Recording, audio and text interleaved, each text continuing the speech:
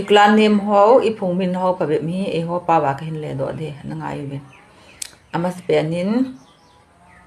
changsan red rice Hlovum lasting full bana khong sai drum elephant red rice changsan lasting full Hlovum